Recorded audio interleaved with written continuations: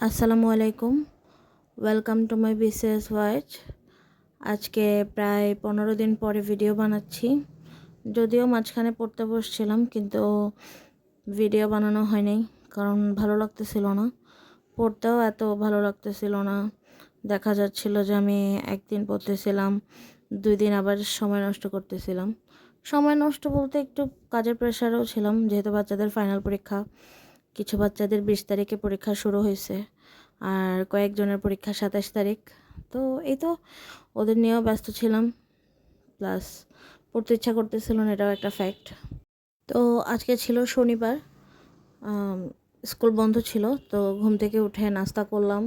এরপর আমার যে P12 লেকচার শিটটা আছে, ওইটা মানে ওখানে সব সাবজেক্টগুলো যেহেতু একসাথে, তো আমার ওটা উল্টাইতে পাল্টাইতে বা পড়তে একটু সমস্যাই হইতো। দেখা যাইতো যে কোথাও গেলে নিয়ে যেতে পারতাম না, বিশেষ করে স্কুলে মাঝে মধ্যে ক্লাসের ফাঁকে ফাঁকে যখন অফ থাকে, তখন পড়ার জন্য এই বইটা নিয়ে যাওয়া যাইতো না। দেখা যেত যে হ্যাঁ, বই নিয়ে গেলে অন্যান্য টিচাররাও কিনা মনে করে যে হ্যাঁ স্কুলে এসে পড়তেছে, ভাবে কিনা খারাপভাবে, তো নিয়ে যাওয়া যাইতো না। তো পড়তে সুবিধার জন্য বইটাকে আমি ভাগ ভাগ করে ফেলছি প্রত্যেকটা সাবজেক্টে। এরপরে পড়তে বসলাম। আসলে আমি পড়ালেখাটার যে একটা ধারাবাহিকতা, ওইটা ধরে রাখতে পারতেছি না। বিশেষ করে 49তম বিসিএস পরীক্ষা দিয়ে আসার পর তো একদমই না। আমি অনেক চেষ্টা করতেছি, যেটা সত্যি কথা, প্রতিদিন পড়ার, কম হইলেও পড়ার, কিন্তু হচ্ছে না আমার দ্বারা। পড়ায় ওই মনোযোগটা আসতেছে না বা ইচ্ছা করতেছে না। আমি অনেকভাবে চেষ্টা করতেছি যে নিজেকে যেন একটু পড়ার টেবিলে ধরে রাখতে পারি। দেখা যাচ্ছে কতক্ষণ কিছুদিন অসুস্থ থাকা হয়, আবার মেন্টাল প্রেশারে থাকা হয়। মানে 49তম বিসিএসের পর ডিমোটিভেটেড হয়ে গেছে। 47 খারাপ করার পর, 49 খারাপ করার পর আমি ওই যে আগের একটা স্পিরিট ছিল আমার মধ্যে যে পড়তে হবে, আমার নিজের মধ্যে ওই আত্মবিশ্বাসটা এখন ওই টাইপের নাই। আমার ইচ্ছা ছিল যে এই মাসের শুরুতে, মানে নভেম্বর মাসের শুরুতে থেকে আমি নভেম্বর ডিসেম্বর মাসে অনেক ভালোভাবে পড়ালেখা করব। বাকিদের মতো আমিও 60 দিনের চ্যালেঞ্জ নেব, 60 দিন টানা পড়ালেখা করব। কিন্তু সত্যি কথা বলতে আমার দ্বারা হচ্ছে না। তো আমি ডিসাইড করলাম, আচ্ছা সবাই 60 দিনের স্টাডি চ্যালেঞ্জ নিচ্ছে, আমি আমার অভ্যাসটা চেঞ্জ করি। আমি পড়বো কি 6 ঘন্টা 7 ঘন্টা দূরের কথা, আমি তো প্রতিদিন পড়তে বসারই অভ্যাসটা তৈরি করতে পারতেছি না। তো এই কারণে ডিসাইড করলাম যে 21 দিন, যেহেতু মানুষের একটা নতুন অভ্যাস করতে সময় লাগে, আমি শুনছি বিভিন্ন জায়গায় 21 দিন 21 দিন প্র্যাকটিস করলে একটা নতুন অভ্যাস আয়ত্তে চলে আসে। আবার 21 দিন অভ্যাস করলে কোনো একটা বদ অভ্যাস মানুষের আয়ত্তহীন হয়ে যায়। তো ভাবলাম যে 21 দিনের একটা চ্যালেঞ্জ নেই, মানে হ্যাবিট বিল্ড চ্যালেঞ্জ। আমি জাস্ট পড়ার অভ্যাসটা করব। শুধুমাত্র পড়ার অভ্যাস না, আমার কয়েকটাই খারাপ অভ্যাস আছে। এক হচ্ছে আমি রাতে তাড়াতাড়ি ঘুমাইতে যাই না। আমার ঘুম আসে না, শুয়ে থাকলেও চোখ বন্ধ করে থাকলেও দেখা যায় ঘুম আসে না। ঘুম আসতে অনেক টাইম লাগে।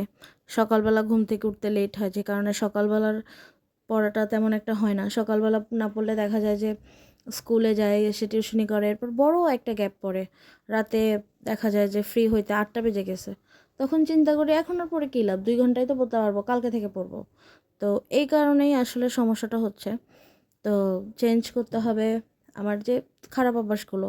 রাতে দেরিতে ঘুমানো, সকালে তাড়াতাড়ি ঘুম থেকে ওঠার চেষ্টা করা, সকালবেলা ব্রেকফাস্ট না করা। আমি সকালবেলা নাস্তা করি না দেখে আমার শরীরে অনেক সমস্যা হচ্ছে, আমাকে ডাক্তারও অনেক বকা দিচ্ছে যে সকালে নাস্তা করতে হবে। দেখা যায় নাস্তা করি 10টা বাজে, ঘুম থেকে উঠছি 7টা বাজে।